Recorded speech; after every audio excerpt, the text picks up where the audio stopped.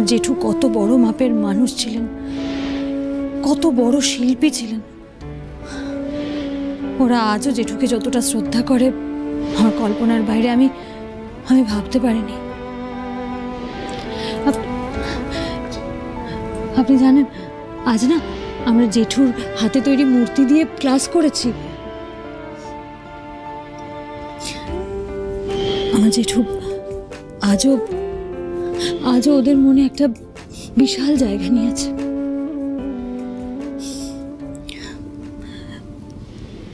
জানেন তো, ছোট থেকে আমার জেঠু আমার পথপ্রদর্শক ছিল।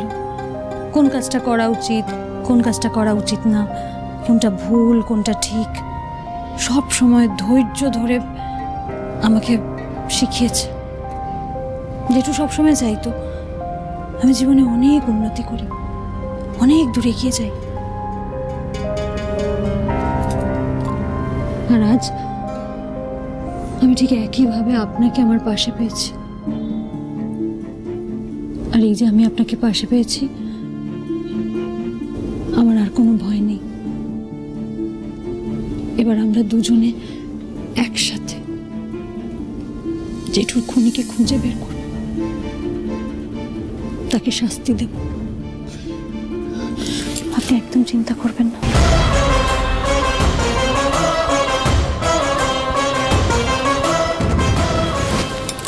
কি হলো?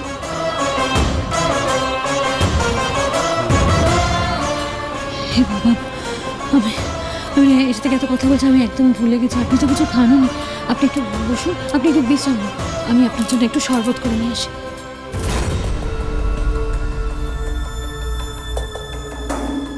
সেই রাতে কি হয়েছিল? সৌম্য কেন আমাকে দোষারোপ করছে? কেন বলছে খড়ি সব জেনে গেলে আমি বিপদে পড়ব? এমন কি হয়েছিল সেই রাতে যে কাকুমণিও আমার সাথে সেদিন এইভাবে কথা বলছিল? না, উত্তরের অপেক্ষায় এভাবে বসে থাকলে চলবে না। আমাকে এক্ষুনি কাকুমণির থেকে সবটা জানতে হবে।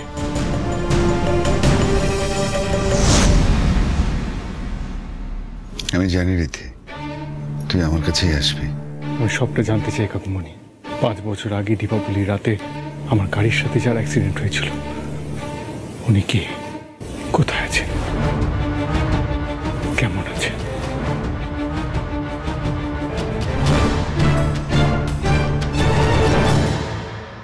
কি তাড়াতাড়ি সময় পেরিয়ে গেল বলো। এই কিছুদিন আগে দুর্গাপুজো গেল, দেখতে দেখতে চোখের পলক ফেলতে না ফেলতে এবার দীপাবলিও চলে এলো। ভাগ্যিস মধুশ্রী, আমাদের 12 মাসে 13 পার্বণ, সারা বছরটা হই হই করে কেটে যায় বলো। হ্যাঁ, আর বাড়িটাও একদম পুরো মাছের বাজার হয়ে যায়। কি আরাদি, তুমি এইভাবে কেন বলছো? এরকম একটা আনন্দের দিনে আমরা তো মজা করবো, এটাই তো নর্মাল। তো বিরক্ত হওয়ার কি আছে? ইমন, ওর কথা ছাড়, ওর সবেতেই আজকাল বিরক্ত লাগে। চুপ খড়ি, তারপর বলো তোমার কলেজের প্রথম দিনের এক্সপিরিয়েন্স কিরকম, কেমন ক্লাস হলো? ভালো। ওখানকার পরিবেশটা কিরকম করে দিদি, মানে তোমার পছন্দ হয়েছে তো? হ্যাঁ দাদু, কলেজটা তো সত্যিই খুব সুন্দর। তারপর আমার সহপাঠীরা, টিচাররা সবাই খুব ভালো। আর জানো দাদু, ওখানে প্রত্যেকে না আমার জেঠুকে এখনো মনে রেখেছে। আমার জেঠুর কাজ এখনো পড়ানো হয়। আর আমার টিচাররা তো আমাকে বলছিলেন যে আমার জেঠুর মৃত্যু এই কলেজের জন্য সত্যি খুব ক্ষতি হয়ে গেছে কলেজের। খড়ি, এখন যাও চট করে ওই জুসের গ্লাসটা এর দিকে দিয়ে এসো। তারপর তোমার থেকে তোমার কলেজের সব গল্প শুনবো, আর সবাই মিলে আমরা দীপাবলির প্ল্যানটা করে ফেলবো। হ্যাঁ, আরে ওই তো বনি চলে এসছে। ও মা, পিমনি কি কি লাগবে দাও না, লিস্টটা দাও। আমি আর বনি গিয়ে সবটা নিয়ে আসছি। হ্যাঁ যাস, সবটা নিয়ে আসিস। বলছি শোনো না, অনেক প্রদীপ লাগবে, গোটা বাড়িটা আমরা প্রদীপ দিয়ে সাজাবো। তুমি নিয়ে আসতে পারবে তো? বাহ, ছোট বৌদি প্রদীপ দিয়ে গোটা বাড়িটা সাজাবো, ভালো হবে না বলো? দারুণ লাগবে। এই জন্য না আমার না অনেক দিনের শখ, ওই অবাগলিরা রঙ্গোলি বানায় না, হ্যাঁ আমাদের বাড়িতে এরকম সুন্দর রঙ্গোলি হবে প্লিজ প্লিজ। দিল্লিতে যখন থাকতাম আমি তো রঙ্গোলি বানাতে পারতাম না, আমাদের উল্টো দিকের ফ্ল্যাটে আগারওয়াল উনি এসে কি সুন্দর রঙ্গোলি বানিয়ে দিত, আমরা বানাবো। আমাদের কাছে ঘড়ি আছে তো। ঘড়ি এবার কিন্তু গোটা বাড়িতে সুন্দর সুন্দর রঙ্গোলি চাই আমার। কি কি ভালো লাগবে না বলো?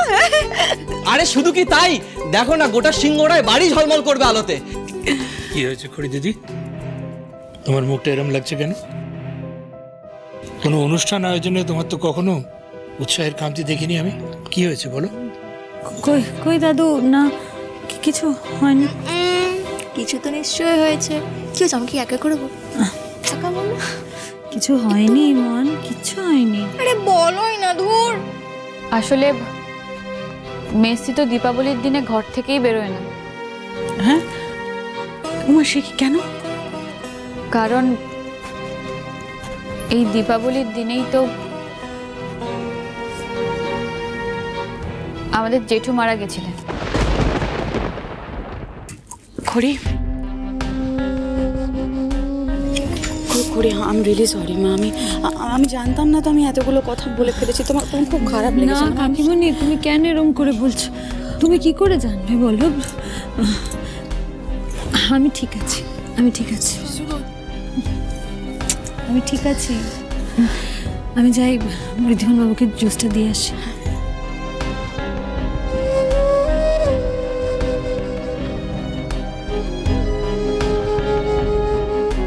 খড়ি বৌদি, তাহলে আমরা বাজি পোড়াবো না? কেন পোড়াবো না গুবলু? নিশ্চয়ই পোড়াবো। আমাদের গোটা পরিবার সবাই মিলে দীপাবলির এত প্ল্যানিং করছে, আর আমরা বাজি পোড়াবো না, আনন্দ করব না, সেটা কি হয়? ইয়ে, আমরা সবাই খুব মজা করব।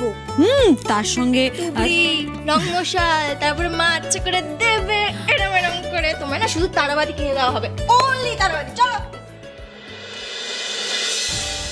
এতগুলো বছর দীপাবলির দিনে ঘরে বসে জেঠুর কথা ভেবে কান্নাকাটি করে অসহায় হয়ে কাটিয়েছি, কিন্তু আর নয়। এই বছর দীপাবলির আগেই জেঠুর খুনি কে সেটা আমি খুঁজে বের করবই। তুমি বলেছিলে কাকুমণি, আমার গাড়ির সাথে যার অ্যাক্সিডেন্ট হয়েছিল উনি বেঁচে আছেন, উনি ভালো আছেন, ওনার তেমন কিছু হয়নি, ওনার চিকিৎসার সব দায়িত্ব তুমি নিয়েছো। তুমি বলেছিলে উনি ভালো আছেন। হ্যাঁ ভালো আছেন উনি। তাহলে উনি এখন কোথায় আছেন? কোথায় আবার থাকবে, সুস্থ হয়ে দেশের বাড়িতে ফিরে গিয়েছে। বয়স হয়েছে তোমার, একটু বোঝার চেষ্টা কর। তাহলে সৌম্য বারবার কেন বলছিল যে যে আমি টাকা পয়সা দিয়ে কেসটাকে ধামাচাপা দিয়েছি, টাকা পয়সার জোরে আমি অপরাধ থেকে বেঁচে গেছি, কেন বললো? না না না না না কাকুমণি, না। যার সাথে অ্যাক্সিডেন্ট হয়েছিল তার সাথে আমায় দেখা করতে হবে। আমায় জানতে হবে যে উনি ঠিক আছেন, আমাকে শিওর হতে হবে। তুমি বুঝতে পারছো না কাকুমণি, এই ঘটনা 5 বছর আগে হওয়া ঘটনা আমাকে পাগল করে দিচ্ছে। আমি কিছুতেই শান্তি পাচ্ছি না, আমার অ্যাংজাইটি হচ্ছে, আমি ঠিক করে শ্বাস ফেলতে পারছি না, আমি এত পাচ্ছি, আমি অস্থির হয়ে উঠছি। শান্ত হওয়া, প্লিজ শান্ত হওয়া। তুই এত শান্ত হতে পারছি না, এটা কেন বুঝতে পারছো না? 5 বছর আগের ঘটনাটা আমায় শান্তি দিচ্ছে না। সৌম্য যে কথাগুলো বললো তারপর থেকে আমার মাথায় এগুলো সবচেয়ে তোলপাড় করছে।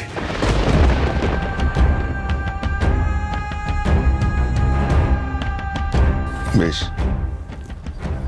ঠিক আছে, আমি ওনার কাছে তোকে নিয়ে যাব 2 দিনের মধ্যে, কথা দিচ্ছি। এটা আমার জন্য খুব দরকার কাকুমণি, নাহলে ওই 5 বছর আগে ঘটনাটা আমি কিছুতেই ভুলতে পারবো না, কিছুতেই।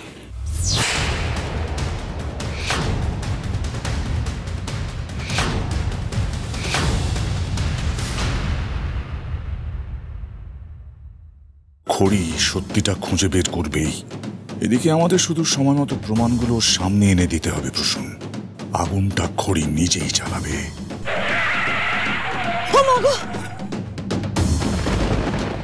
এই গাড়িটা তো জেঠুর অ্যাক্সিডেন্টের গাড়ি।